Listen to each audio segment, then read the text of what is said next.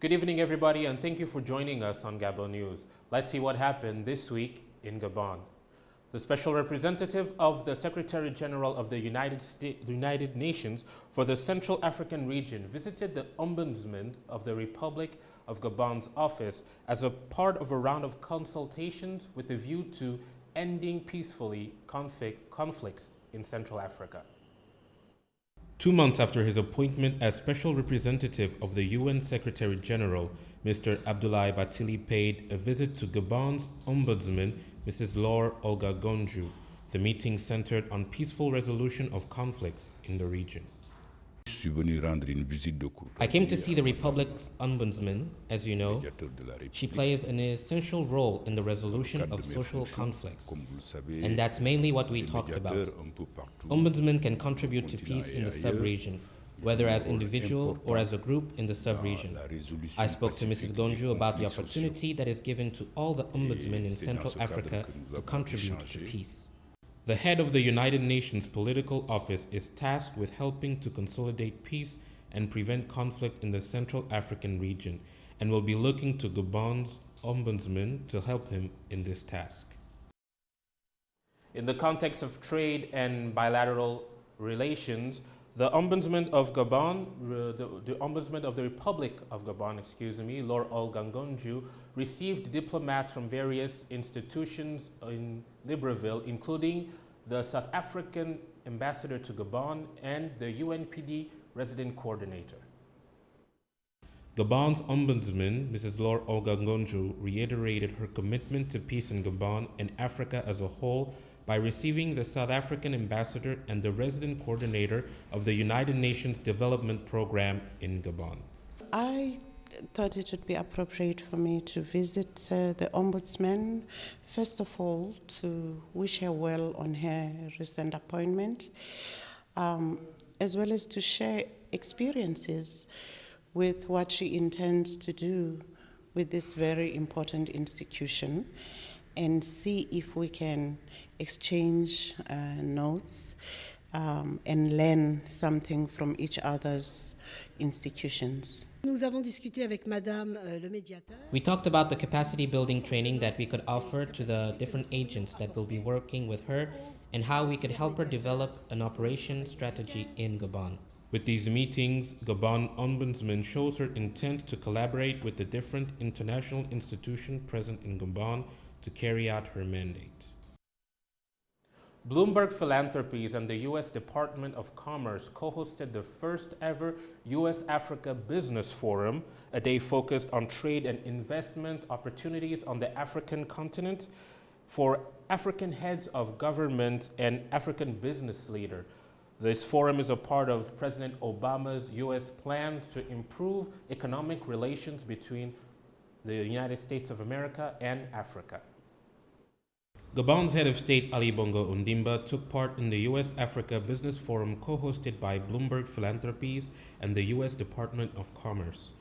During this forum, Vice President Joe Biden praised Africa for its abundant resources and urged African leaders to invest in human capital in order to reach their potential. America is excited about the prospects of Africa because Africa possesses two incredible resources: an overwhelming abundance of natural resources and the resources of its people. You all know the great talent that exists in Africa, but turning that talent even in a greater capability requires significant commitment and significant investment. U.S. President Barack Obama, addressing the many investors present at the forum, highlighted the many changes Africa has gone through over the years, making it the place to invest. We all know what makes Africa such an extraordinary opportunity. Some of the fastest growing economies in the world, a growing middle class, expanding sectors like manufacturing and retail, one of the fastest growing telecommunications markets in the world. More governments are reforming, attracting a record level of foreign investment. It is the youngest and fastest growing continent with young people that are full of dreams and ambition. The opportunities for the United States and Africa to work together to achieve mutual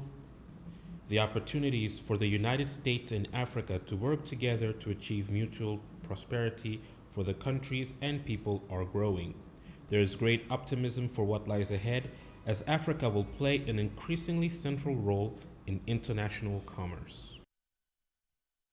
And we come back home to Libreville, where the city is gearing up for Independence Day.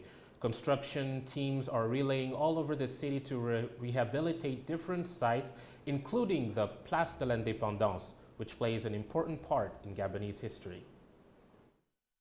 Although this area has now been converted into a free parking lot, history teaches us that this place has a significant role in Gabon's independence. It's here that on the 17th August 1960, Gabon's independence was proclaimed. This place is important for our history.